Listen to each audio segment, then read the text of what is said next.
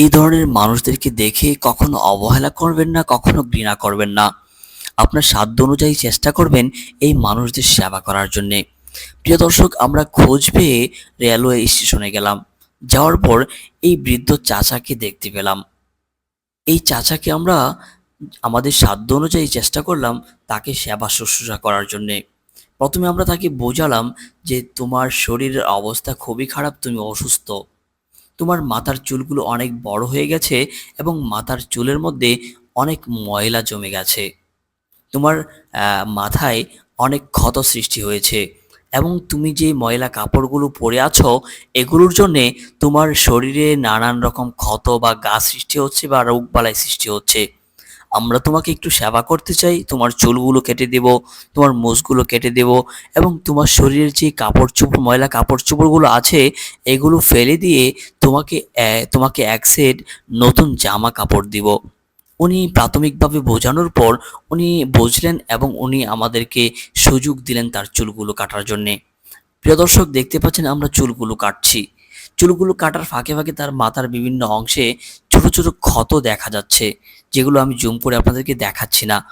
সেই ক্ষতগুলো হওয়ার কারণ হচ্ছে উনি মাটিতে শুয়ে থাকেন, অর্থাৎ তার যে চতুর্দিক থেকে বাতাসে উড়ে যে ময়লাগুলো এসে লেগেছে, এই ময়লাগুলোর কারণে তার মাথায় ক্ষত বা ঘা সৃষ্টি হচ্ছে।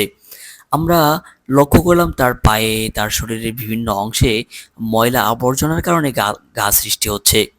বিশেষ করে এই ব্যক্তিটি হয়তো অনেক দিন যাবৎ গোসল করে না, তার শরীর থেকে নোংরা গন্ধ বের হচ্ছিল। প্রিয় দর্শক, মানব সেবায় হয়তো অনেক কিছু স্যাক্রিফাইস করে আপনাকে করতে হবে। আমরা মাথার চুলগুলো কাটার পর তার মোচ এবং তার অবঞ্চিত কিছু লোম যেগুলো কাটতে হয় সেগুলো আমরা কেটে দিলাম। আমরা যেহেতু মুসলমান, আমাদের ধর্মে দাড়ি রাখা এটা অত্যন্ত পুণ্যের কাজ বা সওয়াবের কাজ।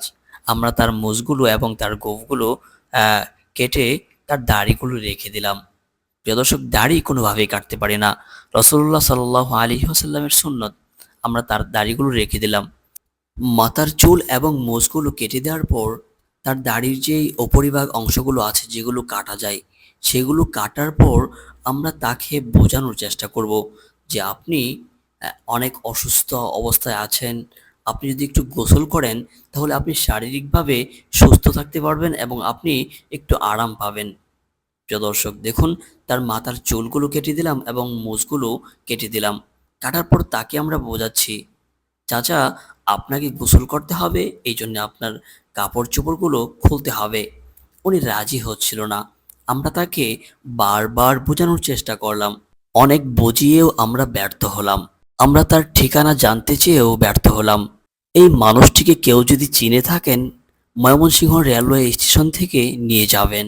আপনাদের সবার কাছে একটা অনুরোধ থাকবে, এই ভিডিওটি অন্ততপক্ষে একটি করে শেয়ার দিবেন, যাতে করে এই মানুষটিকে খুঁজে পায় তার পরিবার। প্রিয় দর্শক, আপনার বাড়ির আশেপাশে রেলওয়ে স্টেশনে, বাস টার্মিনালে, ফুট ওভারব্রিজে, যে কোনো জায়গায় এই ধরনের মানুষদেরকে যদি আপনারা দেখতে পান, আমাদের পেজের ইনবক্স এবং কমেন্ট বক্স এবং হোয়াটসঅ্যাপ নাম্বার আপনাদের জন্য খোলা থাকবে। আপনারা আমাদেরকে নক করবেন এবং লোকেশন এবং ছবি দিয়ে আমাদেরকে হেল্প করবেন।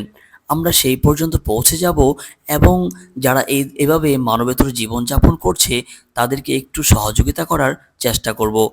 আপনিও এদের সহযোগিতায় এগিয়ে আসুন।